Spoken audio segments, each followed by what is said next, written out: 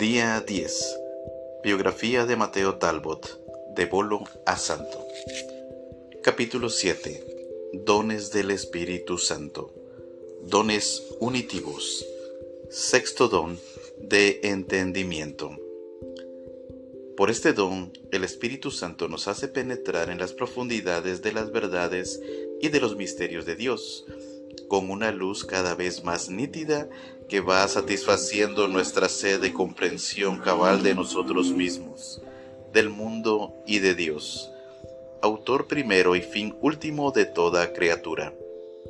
Este don nos hace mayores de edad en nuestras relaciones con los otros, con lo otro y con el gran otro. Como la visión que tiene el niño de todo lo y todos lo que lo rodean, es diferente de la que tiene un bachiller o un científico o un buen padre o madre de familia. Así para con la inteligencia y los conocimientos del hombre circunscrito a la visión y examen de sólo lo sensible y fenomenológico, y la inteligencia y conocimientos del alma abierta a lo transcósmico, a lo trascendente, a lo espiritual, al origen y fin de todo. Como el niño y el joven van adquiriendo por la repetición de los actos convenientes las capacidades y los gustos de los adultos, así procede el Espíritu Santo en la educación de quienes se matriculan en su escuela. Pero esta escuela no tiene años fijos, cursos predeterminados. Es una escuela individual, abierta. Los progresos dependen de la voluntad decidida del alumno de aceptar las pedagogías del pedagogo divino y del grado de confianza y de entrega al óptimo consolador.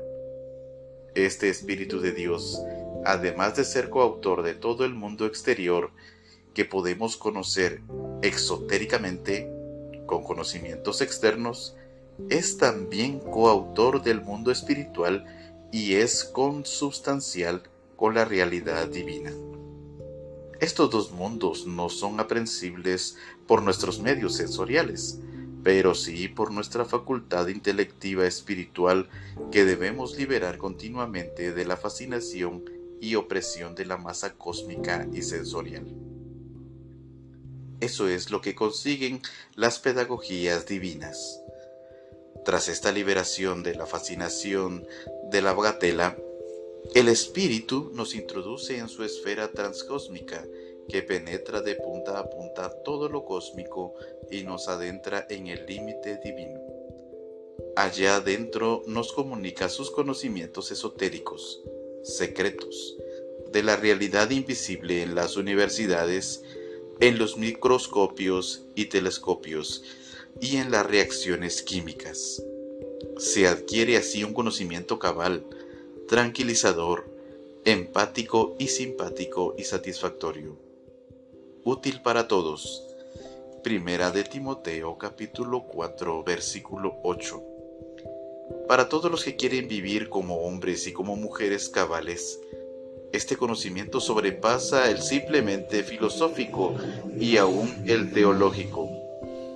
Estos pueden ser áridos, quedar en el nivel simplemente ideológico, sin ser osmóticos con nuestro vivir de cada día. El conocimiento comunicado por el Espíritu Santo es vital, vitalizador, matador de los gérmenes letales que se nos han pegado, resucitador de la vida, de la semilla, del nuevo hombre hijo de Dios, que se había incubado en el bautismo.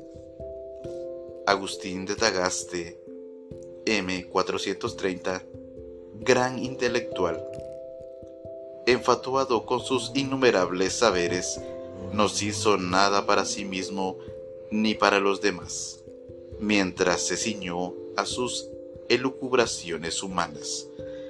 Pero cuando abrió su puerta a las luces, que antes le parecían tinieblas, del Espíritu de Dios, quedó hecho un nuevo hombre, que centuplicó sus capacidades intelectivas y las regó con amor y la fecundidad divinas.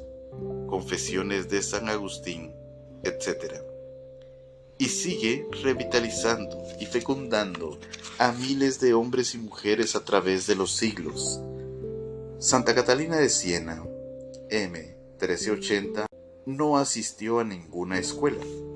Sin embargo, escuchó centenares de veces la doctrina evangélica, la meditó, rezó con ellas, y el Espíritu Santo le inspiró tantas cosas hermosas, sublimes y prácticas, dictadas después por ella a su secretario, que la Iglesia la ha declarado doctora de la Iglesia.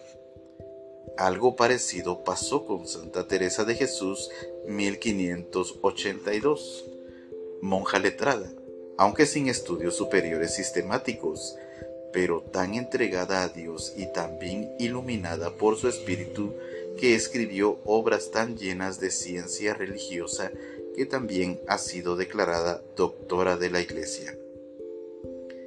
Nuestro Mateo Talbot no tuvo preparación escolar. Le encantaba la calle mucho más que los libros, y luego los amigos y el alcohol hicieron su obra destructora. 16 años de anticiencia, anticonocimiento, antientendimiento, pero en aquel desgraciado, agraciado sábado de 1884, con los bolsillos vacíos y el ansia de su mal en la garganta, una lucecita de Espíritu Santo pidió entrada en su mente, y Matt le guiñó luz verde. Entrad, pues, Dios mío. La salvación estaba puesta. La lucecita divina iría creciendo indefinidamente hasta convertirse en un inmenso faro que iluminó y resolvió todas sus dudas, todas sus ignorancias conscientes, y lo encariñó de todos los valores valederos. Al cabo de unos años era un hombre seguro en sí mismo y fuente de luz segura para los demás.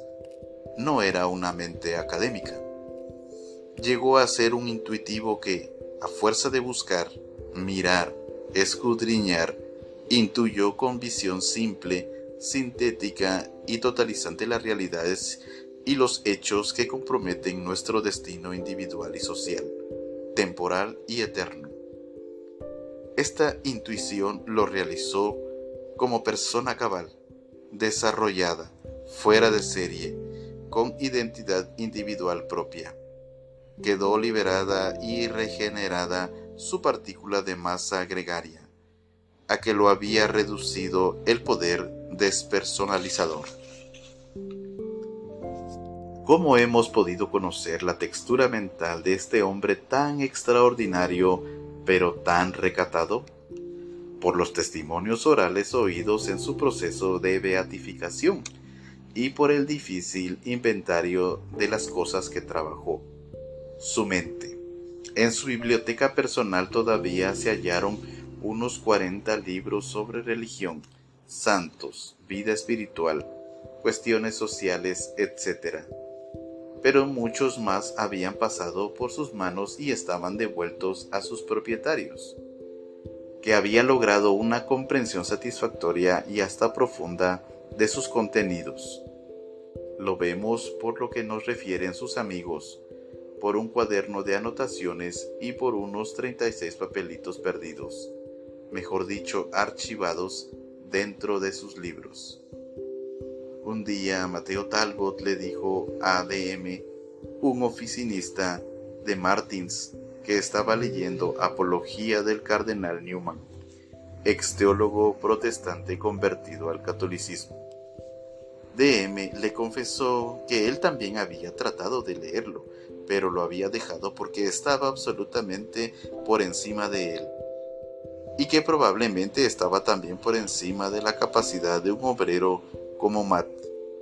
Este le replicó que siempre que leía un libro, le pedía antes a Dios que iluminase su entendimiento para entenderlo, o, al menos, para entender los puntos principales del libro, y que le parecía que conseguía bastante luz para entender la mayor parte de lo que leía.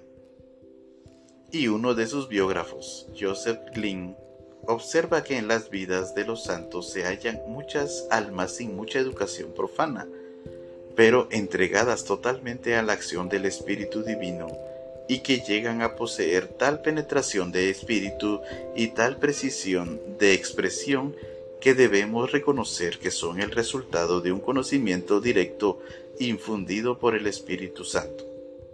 Por consiguiente, no es sorprendente que Mateo Talbot, tan dado a la oración y tan entregado a la voluntad de Dios, pudiese leer con cabal entendimiento los libros que interesaban a su vida.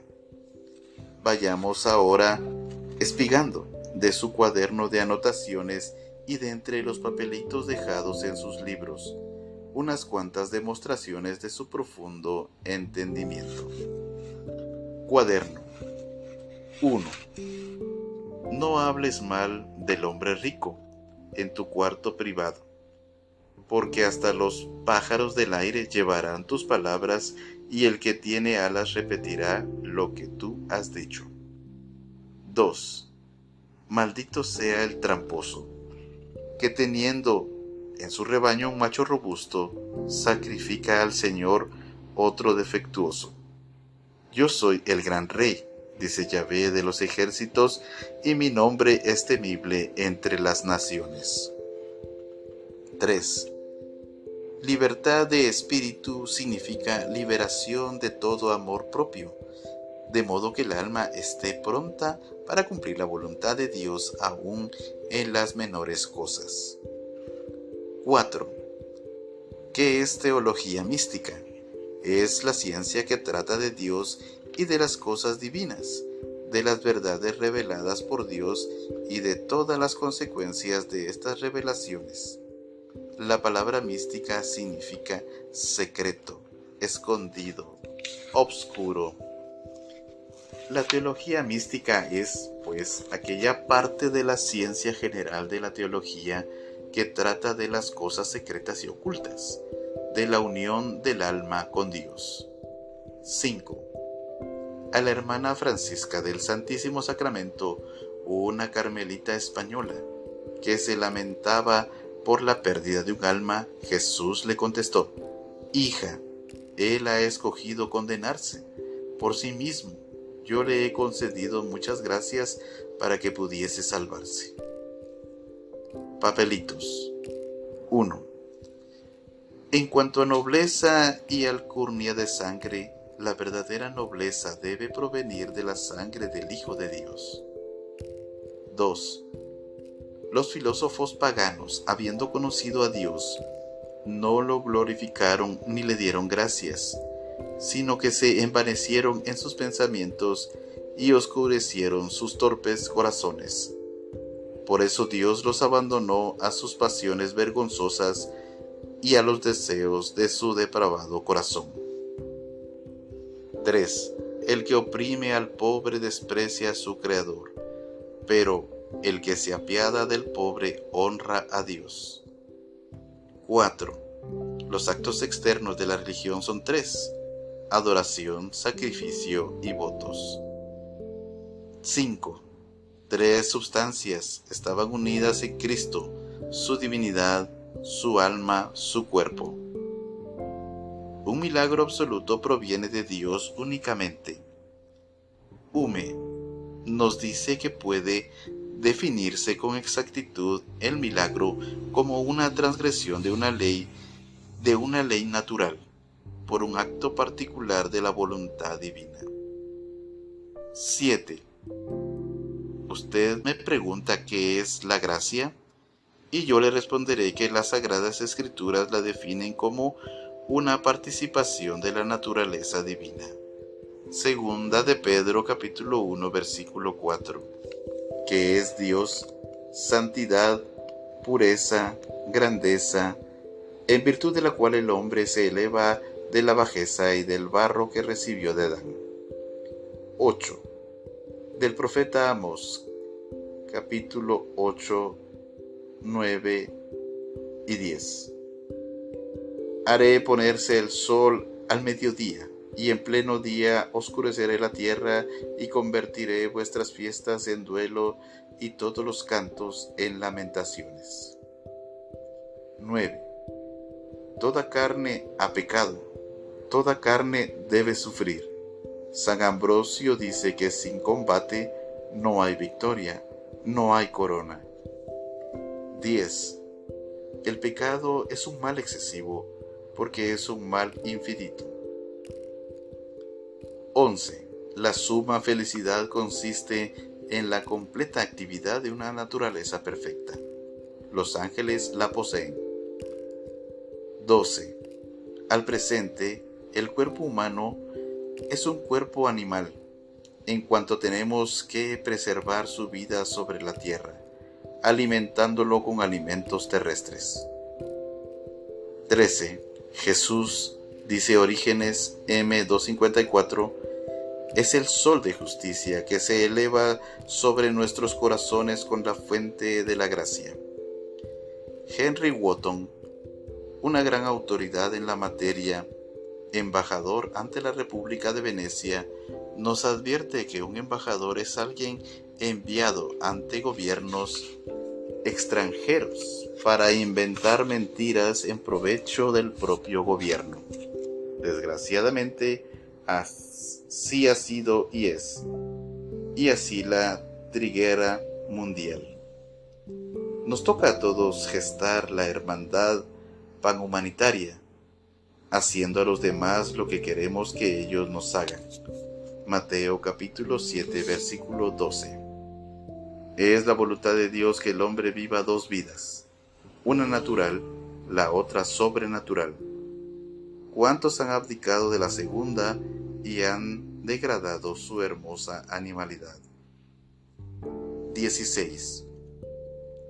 Los hijos de los hombres no conocen ni la grandeza de lo que es eterno, ni la bajeza de lo que es temporal. El tiempo de la vida no es sino una carrera a la muerte, en la cual a nadie está permitido detenerse. 17. Cristo no está dividido, así tampoco la Iglesia no está dividida. Después de todo lo que el mundo ha hecho y haga, Dios está todavía en su trono. 18. La obediencia de Jesucristo a la voluntad de Dios era el reconocimiento de la soberanía de Dios sobre la voluntad del hombre. 19. El cuerpo y el alma de Jesucristo estaban unidos por la unión hipostática, esto es, por la asunción personal de nuestra humanidad en Dios por la persona del Hijo Eterno. Dos naturalezas en una persona, Jesucristo. 20. Usar la voluntad es hacer el bien, abusar de la voluntad es hacer el mal. 21. El hombre goza, por motivo de la unión de Dios con su naturaleza humana, una ventaja jamás gozada por los ángeles. 22. El reino de los cielos fue prometido no a los cuerdos y educados, sino a los que tienen espíritu de niños. 23. Para constituir un pecado mortal, tres circunstancias deben concurrir. Primero, la materia debe ser grave. Segundo, la mente debe tener completo conocimiento de la culpabilidad del acto que quiere cometer o de la omisión que quiere permitirse o del peligro de ocasión de pecado al que se expone. Tercero, la voluntad debe decidirse con completo consentimiento y una preferencia criminal por el acto prohibido, la omisión culpable o la ocasión peligrosa.